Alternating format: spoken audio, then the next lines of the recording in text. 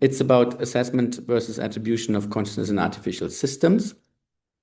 And I'm trying to engage with some recent work that has been put forward by neuroscientists and philosophers about the possibility and the ways in which we should go forward as a research program to assess whether and which artificial systems are conscious.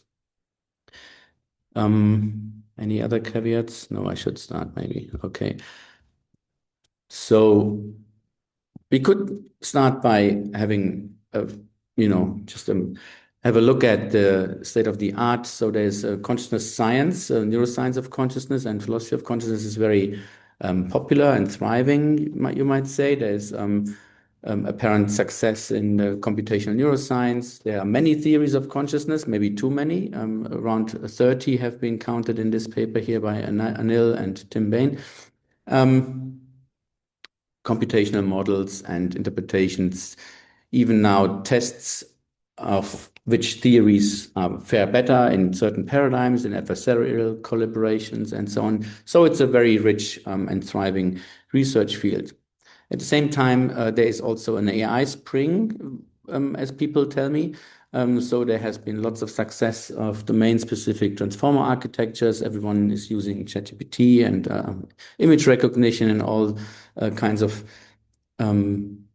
programs that are successful, large language models. There's also the culmination last year in the Nobel Prizes for Geoff Hinton and Demis Hassabis. So one might think, there's lots of success there. So that might be a natural expectation that these success stories can be combined and we can develop and assess consciousness in artificial systems. Some people just proclaim that without much argument.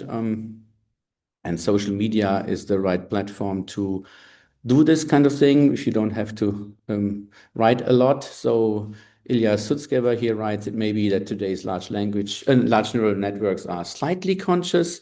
There's also NVIDIA's CEO says AI consciousness is 5 years away, not 6, not 4, but 5. And so on. You could go on. I'm no longer on Twitter, so I couldn't find the old post by whatever Musk and all these other people who are making such claims. So one could say, well, this is just stupid and unrealistic, or one could just take their words seriously and engage with these claims. So here's another example for everyone by Geoff Hinton. There was an interview where he said exactly this. You're talking about them, Professor Hinton, as if they have full consciousness. Now, all the way through the development of computers and AI, people have talked about consciousness. Do you think that the consciousness has perhaps already arrived inside AI? Yes, I do. So let me give you a little test. Suppose I take one neuron in your brain, one brain cell, and I replace it by a little piece of nanotechnology that behaves exactly the same way.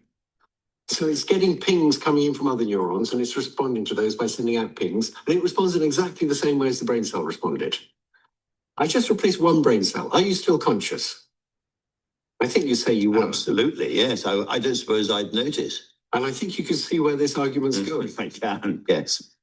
I absolutely can. So when you talk, they want to do this or they want to do that, there is a real they there, as it were. Well, there might well be. Yes. So there's all sorts of things we have only the dimmest understanding of at present about the nature of people and what it means to be a being and what it means to have a self. We don't understand those things very well. And they're becoming crucial to understand because we're now creating beings.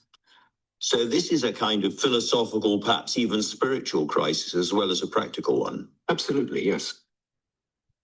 Right. So where the thought experiment was going was like you replace more and more neurons by chips, and then in the end you will be a computer or have a computer brain, and then you will still be conscious or not. So that's the thought experiment. We will come back to that in the last part of the talk. It's not his thought experiment. So there's of course also some pushback against such proclamations. There has been series of books by critics of this kind of talk. Most recent, the AI Con, where they talk about this is all hype and this is not even clear what features under the label of AI. It could be many things and so on. But I don't want to engage in this kind of thing, but it's not a universal claim here. So what I want to ask is, like, confronted with an AI, how would I find out it's conscious, right? You can talk to ChatGPT and then talk to LLMs. They're quite, have persuaded Blake Lemoine and he lost his job. So, so it can be persuasive. So just to have a little slide on consciousness. So this is, of course, the sense of consciousness that is at issue here is phenomenal consciousness or subjective experience. There's something it's like to have a pain or tooth pain, for example, or to have perceptions like color. There's something it's like to be a bat, and there's something it's like to eat a kiwi. Can be many things. Can be a whole turmoil of emotions and sensations. Eventually, yeah, give me more. After images, strong emotions, fear, happiness, and so on. So this is what people talk about, although it's not really clear what people mean in these public posts, which sense of consciousness they have in mind. Maybe it could also be access consciousness. Then rarely it's kind of specific, but in philosophical discussions, this is the sense that is at issue here. And of course, there is supposed to be a hard problem with this kind of consciousness regarding physical basis of consciousness in the brain. So the hard problem, according to Dave Chalmers, is that explaining why and how physical processes in the brain give rise to conscious experience is difficult because we don't have currently any kind of research program that could provide the way in order to explain this. So most recently in 2023, a group of authors that you can see here on the slide, led by Patrick Butlin, I hope I pronounce it correctly, proposed a research program how to determine consciousness in artificial intelligence or in artificial systems. And they take the lead from the neuroscience of consciousness. So I could read the whole slide, but it's like it has some aspects to it. So the method is we adopt computational functionalism. That's the starting or working hypothesis that this is true. And then we can sort of take it from there and see how the research program will unfold. The computational functionalism is a thesis that performing computations of the right kind is necessary and sufficient for consciousness. And this is mainstream, but they adopt it for pragmatic reasons. Unlike rival views that would be more biological or biologically oriented, it entails that consciousness in AI is possible in principle, and that studying the workings of AI systems is relevant to determining whether they are likely to be conscious. But this means that it is productive to consider what the implications for AI consciousness would be if computational functionalism were true. And secondly, we claim that neuroscientific theories of consciousness enjoy meaningful empirical support and can help us to assess consciousness in AI. So these theories aim to identify functions that are necessary and sufficient for consciousness in humans, and computational functionalism implies that similar functions would be sufficient for consciousness in AI. So they don't even, it's a kind of a weak and loose research program because they don't postulate that we need to kind of the same functions or exactly the same, maybe similar functions. There is some kind of wiggle room there. But the idea maybe is that, they have the, in principle, possibility of consciousness in AI ensured by computational functionalism. And then you look at neuroscientific theories, which are more or less empirically supported in human brains. And then you extract a computational theory or computational model, which gives you indicator properties, as they call them, that you can then either just implement in an AI or look up in AI if they have them. And the more of these properties will be present in any AI, the more likely it is that it is a candidate for consciousness. Right. So I tried to put this into kind of premises. I hope they are correct. I'm still thinking about them, but so the reasoning roughly is that neuroscientific theories provide empirically well-supported neurobiological indicators of consciousness in humans, all kinds of recurrent processing, all kinds of spikes and activations and waves and oscillations, possibly. Then you assume computational functionalism, which says that performing the right kind of computational functions is necessary and sufficient for consciousness. And the third premise is that neuroscientific theories of consciousness in humans provide empirically well-supported computational indicators of consciousness, because they will tell you which kind of computations are necessary and sufficient. And the crucial thing about premise 2 is that, you get the computational indicators or properties from the neuroscientific evidence, but you get rid of the biology. That's basically the idea. You can conclude then that since instantiating the right computational functions is necessary and sufficient for consciousness, the presence of these indicators demonstrates the presence of consciousness also in artificial systems. And therefore, consciousness in artificial systems can be assessed using computational versions of neuroscientific theories of consciousness. So I will, of course, then engage with premises 2 and 3, which are crucial. Therefore, we have to have a look at computational functionalism and about the kind of balance of empirical support that is at issue there. I hope it will unfold more clearly. So this is the idea. You opt for functionalism, and the claim of this paper could be put in the nutshell that the assumption of computational functionalism is unwarranted, since a biological theory will always be better supported. For the purposes of this talk, I will use the terms biological, biochemical, neurobiological loosely as indicating the same. It's about the details in the brain, right? The messy details that will be measured when you look at brain activity. So will always be better supported. Given our epistemic limitation regarding the role of the biochemical properties for neural computation, we can only attribute rather than assess consciousness in artificial systems. And that's hence the title of the talk. So that will be what I want to show. It's also hopefully quite modest. So let's have a look at, go back and where computational functionalism arose.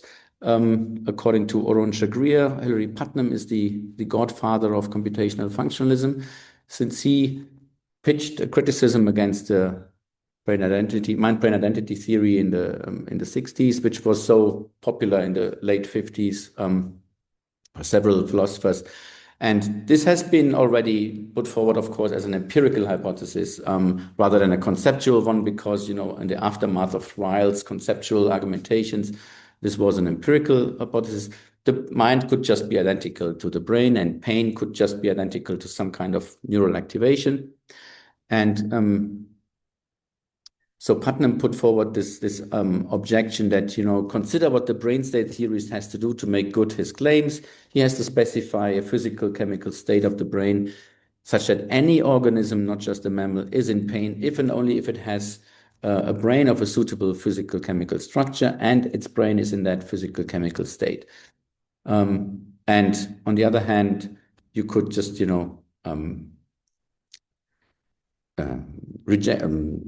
find a counterexample. If you find one counterexample for a system that is in pain but is not in that state, you have shown that the theory is false, and so on.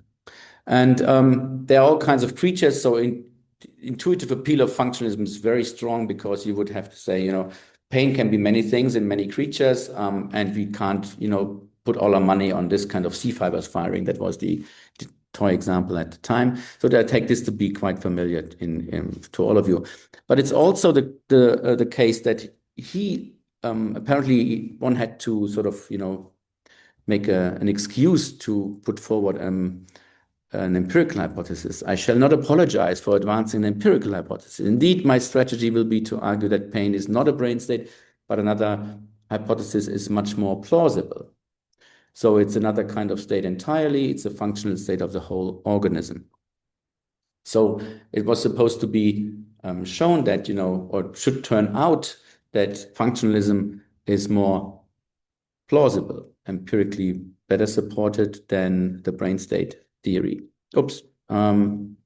So if functionalism is true, of course, then you abstract away from the brain. The mental states are independent of the brain because all that counts is the right kind of causal or functional relations. The properties of the physical medium in which such mental functions are implemented are secondary for having a mind, or at least, I mean, not even important at all. You characterize mental states as causal roles or functions, and you add the claim that they can be multiply realized in different media or substrates or materials. And then you retreat to token identities rather than type identities. So rather than saying pain is always C fibers firing, you say pain is a causal role that can be realized by C fibers, but it can also be realized by a hard drive or whatever, another kind of state in an octopus or in a mollusk and so on. So the one caveat is that, he introduced functionalism as a general schema, as he says, how to think about the mind rather than a scientifically finished hypothesis. So it's just a very loose way of thinking about this. And the second caveat is that I didn't really find any hint like how we should empirically verify functionalism. So he takes it to be an empirical hypothesis, and which is more plausible than a brain-based theory, but he did not really say, apart from any kind of ambiguous behavior, how we should determine whether it is true.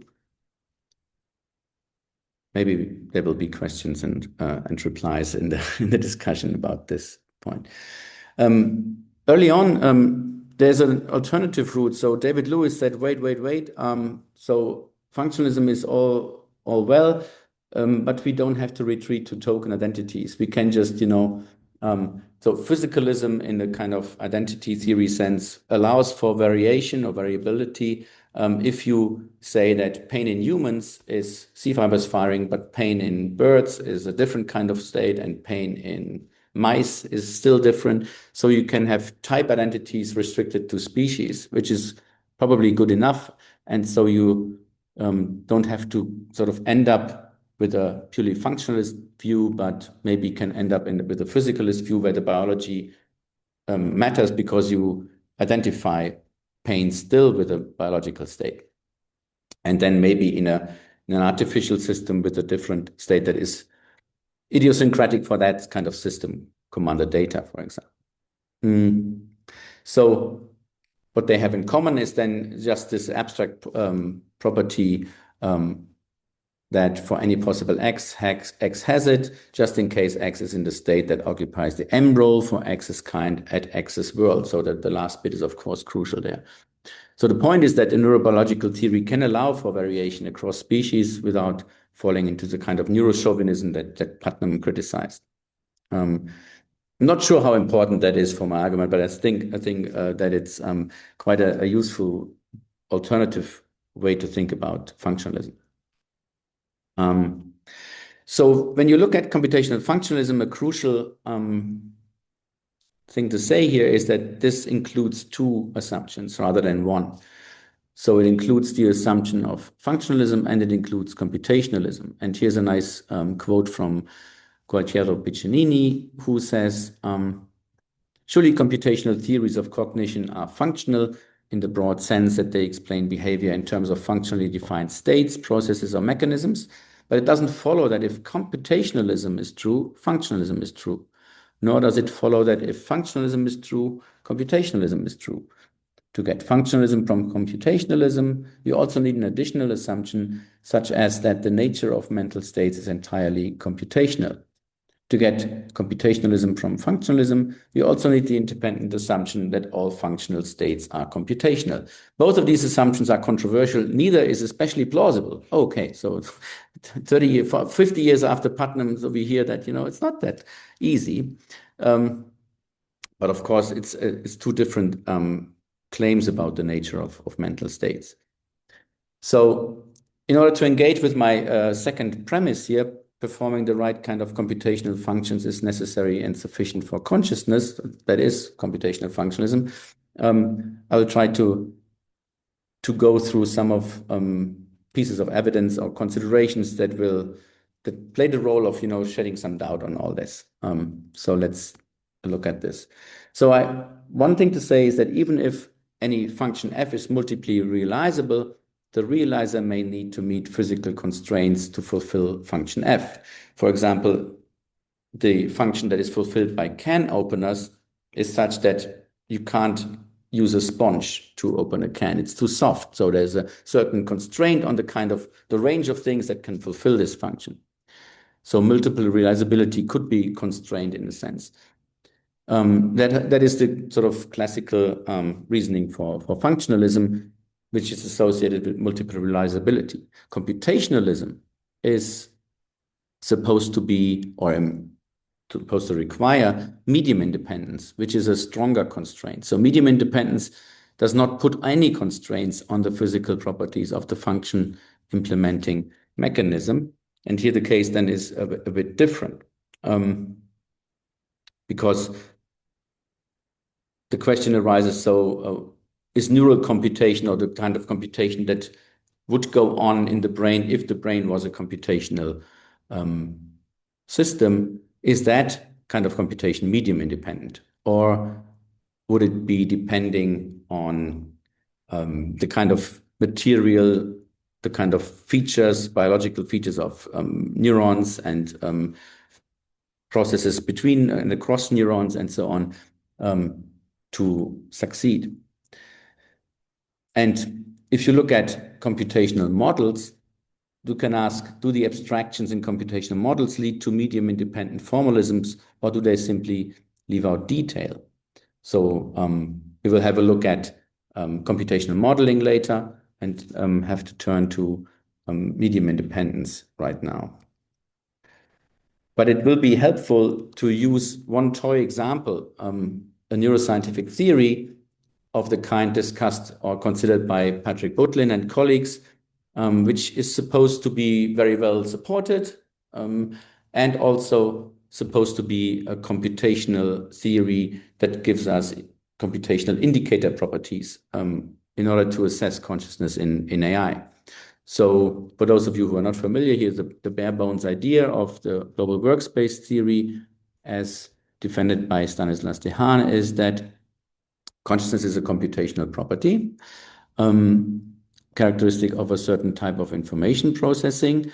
And the theory holds that in principle, the architecture underlying conscious processing could be implemented in machines. So here you have the kind of characteristic of the global workspace theory. He does not only endorse computationalism, he also endorses functionalism.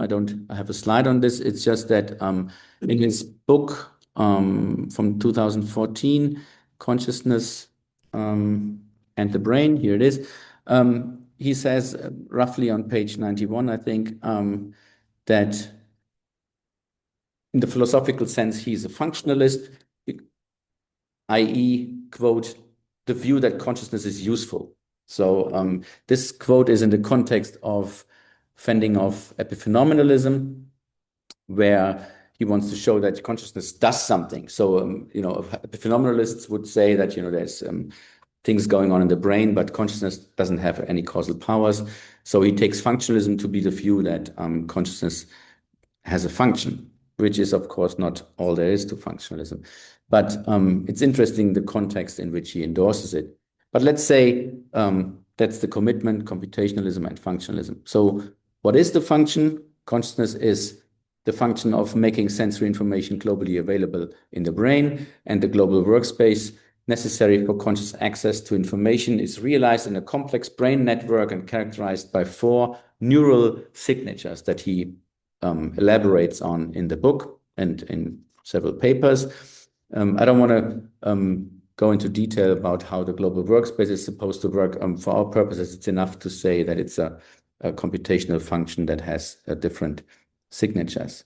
So according to the reasoning in Butlin et al., you start with the neuroscientific theory that is well empirically supported, and you have here 4 signatures of consciousness. He calls them signatures rather than correlates because he takes them to be stronger than only correlates.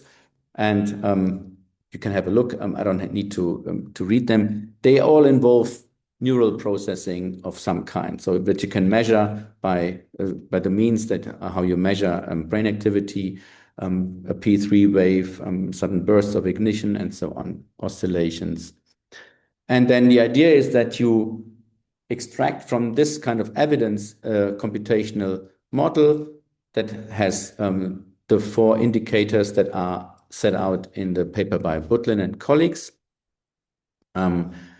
They would be purely computational indicators. So you have to claim here that since computational functionalism is true, the details that would go into or feed into the empirical evidence for the properties on the left can be left out or ignored because only the computational properties matter.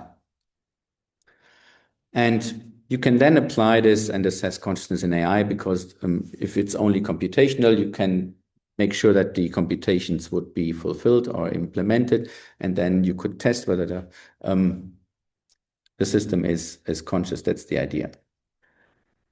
Of course, the neural signatures will not be relevant anymore because it will be an artificial system, not a neural system. And of course, here the assumptions are multiple realizability and medium independence. And the one crucial aspect of this story, of this reasoning that is outlined in Butlin's paper, I think, is that you have to take this kind of computational model literally, right? So you get computational properties and you are realist regarding these kind of properties. Because you have to implement them or look for them in an artificial system. So a computational model is not just any kind of loose description. So it's a stronger claim here about the status of these kind of properties. So I asked, is the neural kind of computation that we have in brains, is that medium independent in the sense required by computationalism? So this notion was introduced by John Hawkland in several books already in his book on artificial intelligence in 1985, but also here in this quote in Having Thought.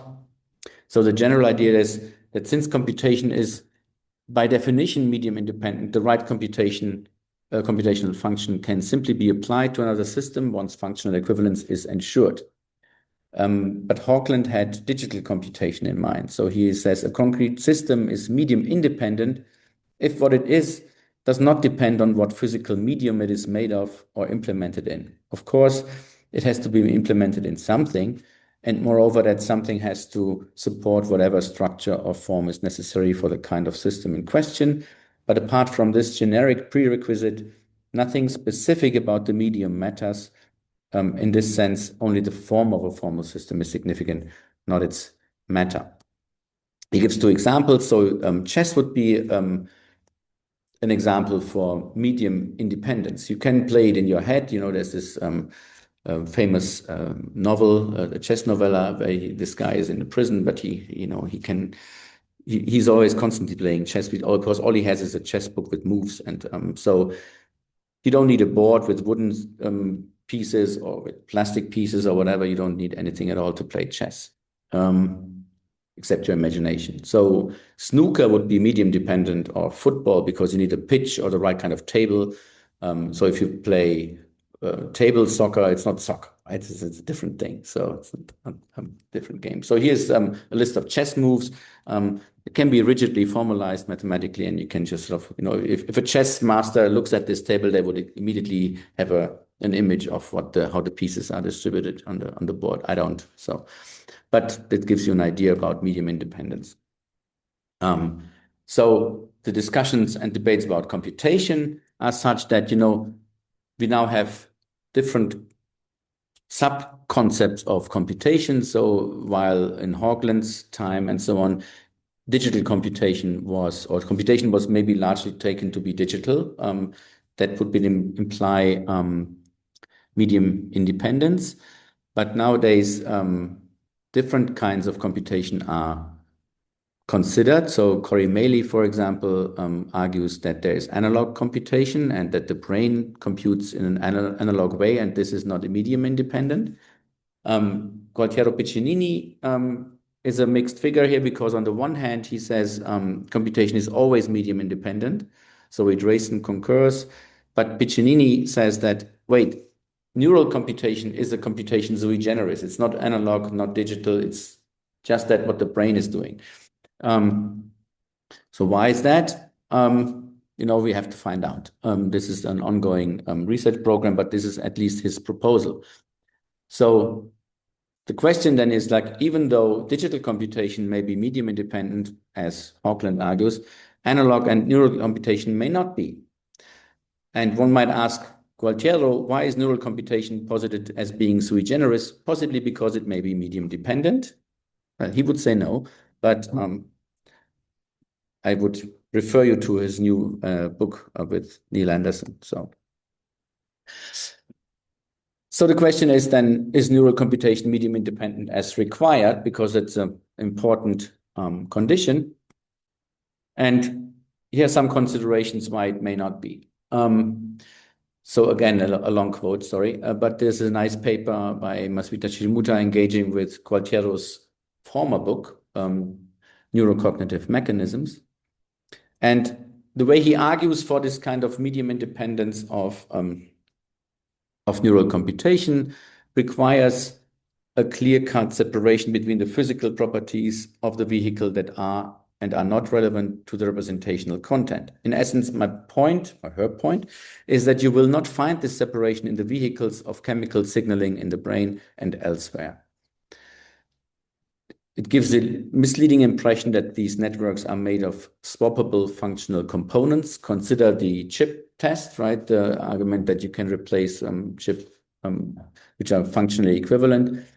That all that is needed to specify the signaling process is to know the input-output function of each box, leaving questions aside about the actual role fillers for each box and their structural properties.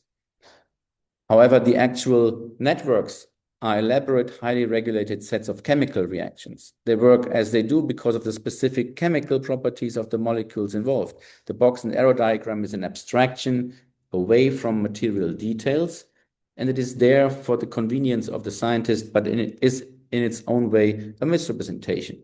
That has to do with the kind of practice of modeling, as we will see. So it's really questionable whether you can abstract away from the chemical details here. And there's lots of work on this. Here's one example by Alberto Pereda, who distinguishes electrical synapses from chemical synapses in the brain, and outlines the different ways and possibilities how they interact and how they form mixed synapses, for example. So, for example, purely electrical synapses are medium independent. And this is what Gualtiero Piccinini has in mind when he only considers spikes, for example, or the activations of the synapses. But there are also chemical synapses, and in all the ways in which these would be interacting with electrical synapses would be depending on the chemicals. And so they would be not medium independent, they would be medium dependent, right? So the majority would be, as soon as chemical synapses matter, it would be difficult to argue that they are medium independent. That's the point. There's a nice paper on multiple realizability by Rosa Kao in Synthese, 30 pages of details with proteins and all kinds of stuff that goes into the functional workings of neurons and cross-neuron communication. One example is the role of nitric oxide, which is a short-lived and highly reactive molecule synthesized on demand by whatever. So the point is that it diffuses freely across cell membranes and so on. So try to rebuild that with a little chip, what these things do, and try to ensure functional equivalence on that kind of level. It may be technically unfeasible because of the size that you need for a kind of chip to do this, and the material that you need for a chip to kind of do this, and so on. And you can go back to this kind of chip test that was considered in the interview with Geoff Hinton, in this nice entertaining book, Artificial You by Susan Schneider. She introduces this kind of thought experiment. I think there's a version in David Chalmers' book, Conscious Mind, long ago. So the idea is that, you can replace each part of the brain with microchips bit by bit, and then so on. And you always test while you are awake, are you still conscious? Are you still conscious? And so on. And will there be a turn point, a tipping point when you're no longer conscious, and so on. The idea is that, it will be difficult to even practically perform this kind of thing, right? It's a thought experiment. They can do what they want in thought experiments, but, practically it will be, that's Rosa Kau's point, you cannot do this. You will be unable to ensure the kind of functional equivalence that you have, that you need for the synaptic communications to be saved or retained. So the burden of proof here is really on the functionalist, as she says, to make good their position. If you have in mind what Putnam said, it's much more plausible, and the neurochauvinist identity theory is so wildly implausible to find this state. It's given the details of neuroscience that neuroscientists have discovered about how the brain works. Maybe the balance has shifted towards the other side. So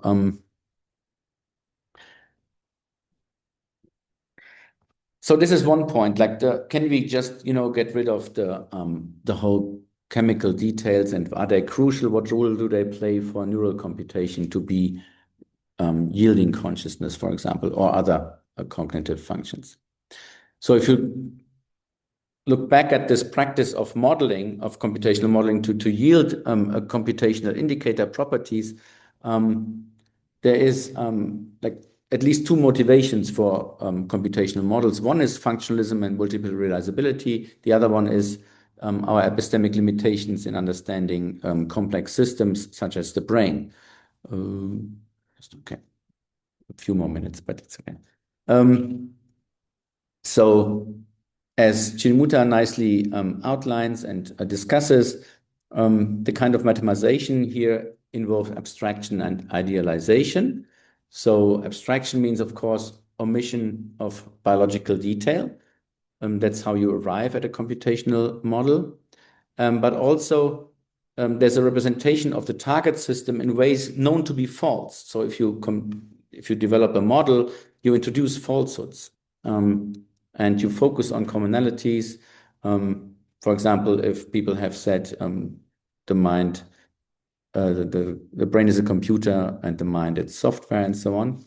So there are simplifying analogies depending on the scientist's selective perception of similarities to gain some tractable understanding. So in this sense, models are important, but the question is, how literally should they be interpreted? So there are always multiple possible ways of idealization depending on the questions you have on different spatiotemporal scales and in different contexts. And she cautions to take these models literally, because you will arrive at formal abstractions that abstract away from detail, but that need not be the literally implemented formal algorithms yielding consciousness in the brain.